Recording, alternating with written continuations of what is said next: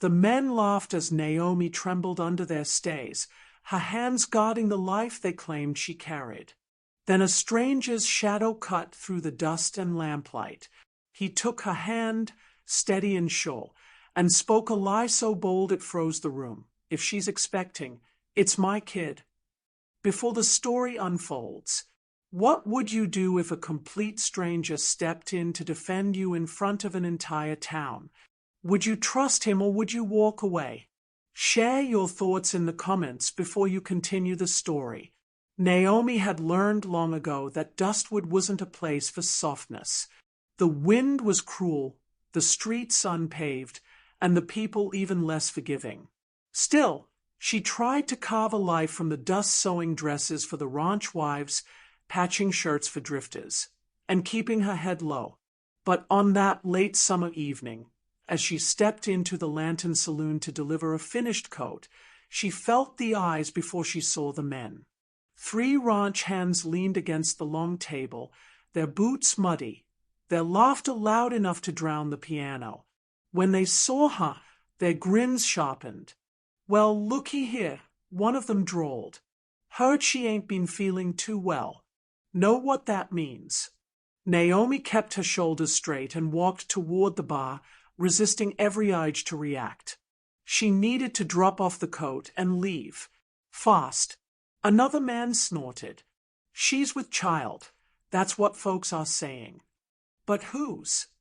His eyes slid over her with a sneer that made her stomach twist. "Don't see any ring on their fingers." The barkeep wiped his hands on a towel, discomfort tugging at his features. "All right, that's enough." But the men weren't done. Naomi gripped the package tighter.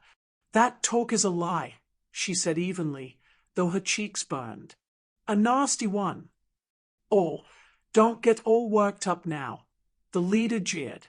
"We're just wondering what fella knocked you up." The room quieted, even the piano stilled. Naomi's pulse hammered in her ears. She felt trapped like a lone doe surrounded by wolves. She backed away a step, trembling despite her steady tone. "Move aside. I don't have time for this." But they only smiked wider, circling, blocking her from the door. "Just tell us the daddy's name," one insisted, leaning close. "'Cause Dustwood doesn't take kindly to secrets." Naomi swallowed hard. She wasn't expecting, not that she knew.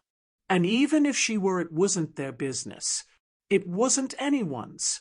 The room's air shifted suddenly, a hush, a weight, a presence. The men stiffened, turning toward the door behind her. Boot steps echoed across the wooden floor. Slow, heavy, certain. Naomi turned too. A tall cowboy stood in the entrance, dust clinging to his coat, hat shadowing his eyes. His jaw bore the scruff of long miles on the trail. He wasn't familiar, but something in the saloon changed when he stepped inside, as if the building itself held its breath. He scanned the room once, calm as a winter storm. Then his gaze landed on her. Without asking, without hesitation, he walked straight to her side and took her hand, his rough palm warm, steady, grounding.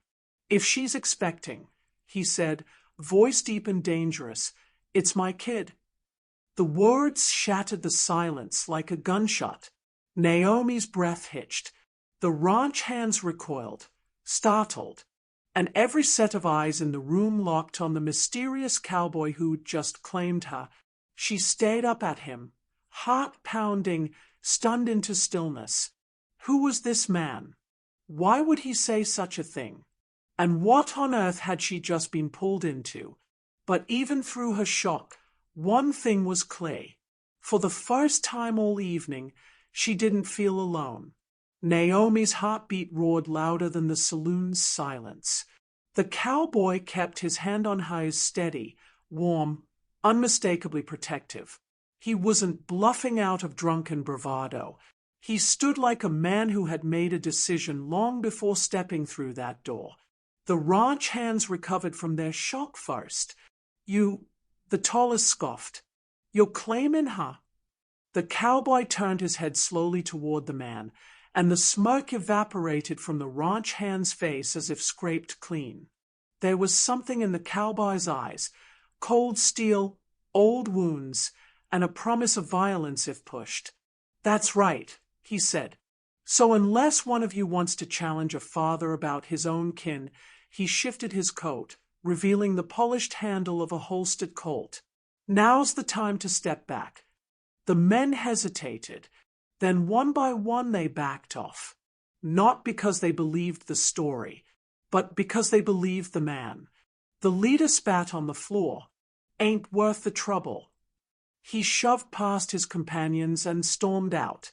The others followed, their muttered curses fading into the night. Only when the doors swung closed did the cowboy finally release her hand. Naomi exhaled shakily. Why did you do that?" The cowboy tipped his hat, his voice low. "Name's Rhett Calder, and you looked like you needed a rescue."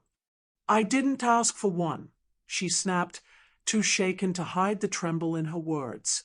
"No," he said, "but I gave it anyway." His tone wasn't condescending. It was gentle, almost regretful. Naomi swallowed, steadied her breath, and lifted her chin. "Did you just make trouble for me, or protect me?" "Both, I reckon." Rhett's gaze softened. "They are the kind of men who sniff out weakness. You stand your ground, but even the strongest person shouldn't have to face a pack alone." She hated how much she needed to hear that. "Thank you," she managed. He nodded once. "Let me walk you home." She hesitated, then agreed, and as they stepped out into the dusty twilight, Naomi had the uncanny feeling that everything in her life had just changed. Rhett walked with a quiet confidence, the kind of man who'd seen violence and survived it. Naomi matched his pace through Dustwood's narrow street, her mind churning. Finally she asked, "Why say something so big? Claiming a child that isn't even. I didn't know whether it was or wasn't." Rhett shrugged. "But I knew they were hurting you, and I wasn't about to stand by." "You don't even know me." "No," he said softly, "but I wanted to." The honesty in his voice startled her. They reached her small cabin at the south end of town, where the lantern flickered weakly in the window. She paused at the steps. "I should pay you back somehow," she said, "for stepping in." Rhett shook his head. "Didn't do it for payment. Did it 'cause it was right." Naomi's gratitude softened into warmth. "Still, thank you. Truly." Rhett nodded once, tipped his hat, and began to walk away. But halfway down the street, he stopped, turned, and came back. "One thing," he said. "Those men, they'll come sniffing around again. Mockery rarely ends the first time. If they believe I'm standing with you, they'll back off." Naomi frowned. "You're saying we pretend?" "If that's what you want." She hesitated. Rhett waited patiently, never pushing, never assuming. And finally she said the words that would change everything. "All right. For now." The next morning, Dustwood buzzed with rumors. "Did you hear? Naomi's got herself a man. A stranger just claimed her child right in the Lantern Saloon. Who is he? What's his story?" Naomi tried to work through the day, stitching dresses and hemming shirts, but her thoughts kept circling back to Rhett. At noon, she heard a knock. She opened the door to find Rhett standing on her porch, carrying a basket of fresh biscuits and smoked ham. "Figured you might have skipped breakfast after last night," he said. She blinked. "You cooked?" "Bought 'em from the baker." He cleared his throat. "Can't cook to save my hide." She laughed genuinely, despite everything. Rhett's shoulders loosened, as if her laughter had relieved something heavy inside him. Inside her small home, they ate together, and as they shared food, stories, and quiet moments, Naomi learned more about him. Rhett wasn't just a wanderer. He wasn't aimless. He was hiding. From who? He didn't say. But the shadow in his eyes told her enough. Later, when he stood to leave, she stopped him. Rhett, if you ever want to tell me what happened to you, I'll listen. He gave her a long, unreadable look. I might, he said softly. Someday. 2 weeks passed. To the town, Naomi and Rhett were practically inseparable. He walked her to the market. She packed him lunch when he helped the schoolhouse repair their roof. Town gossip softened. Some even smiled warmly at them. But danger brewed beneath the surface.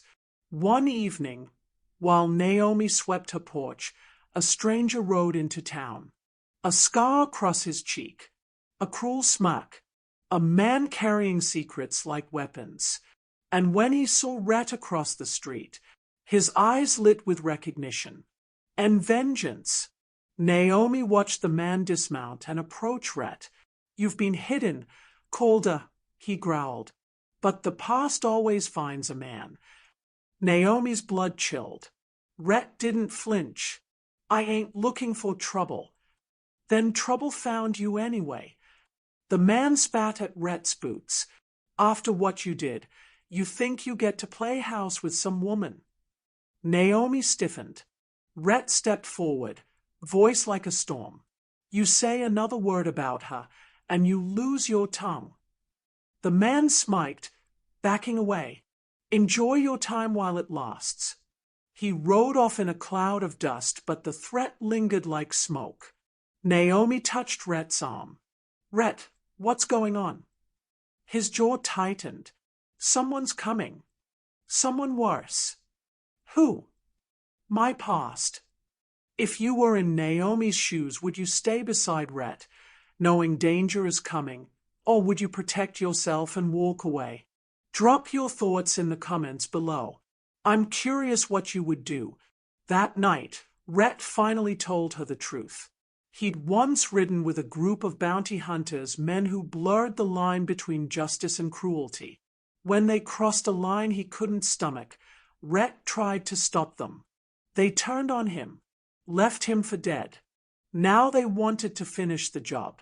Naomi listened silently, her heart twisting. Rhett, you don't deserve this.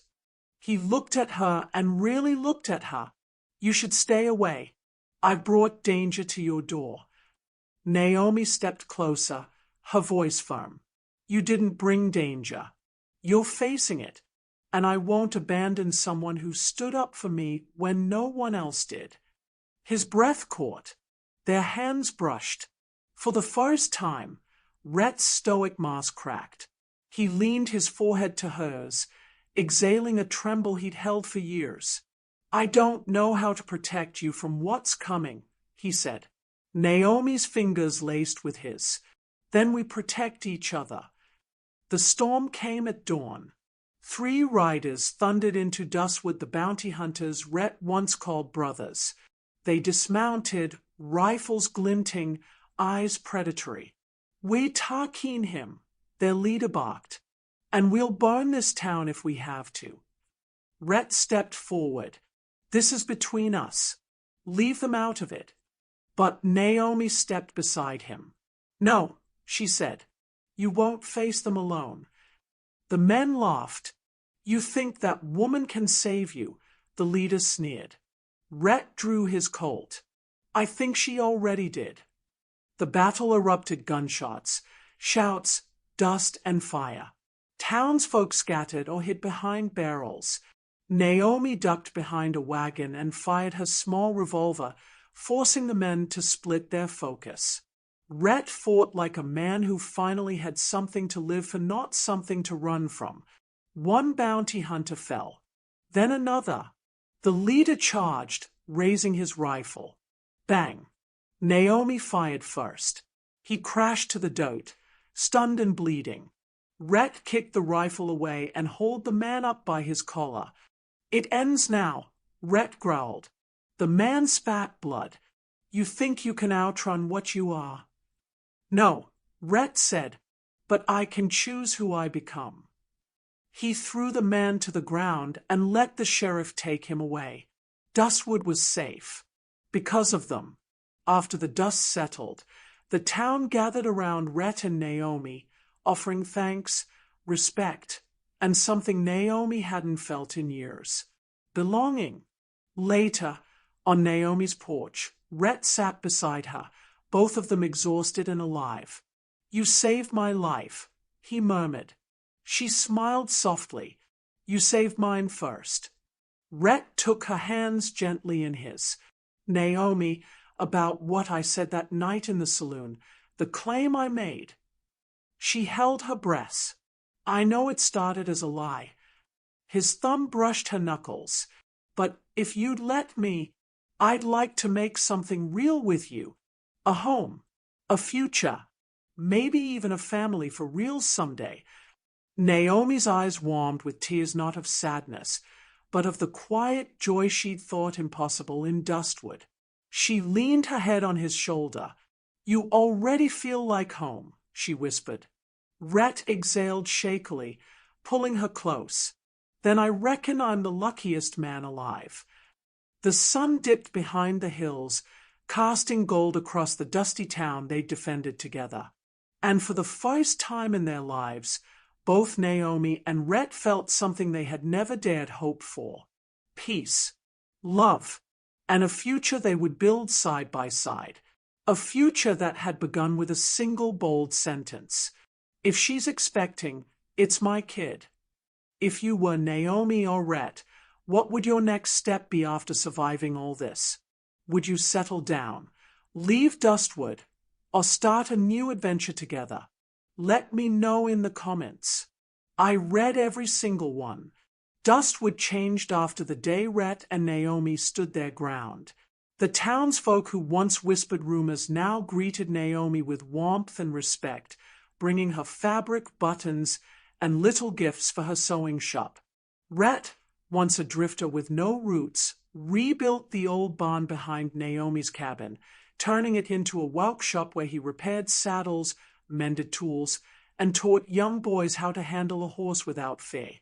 The town sheriff stopped by often, not for trouble but to thank them for showing Dustwood what loyalty and courage truly looked like.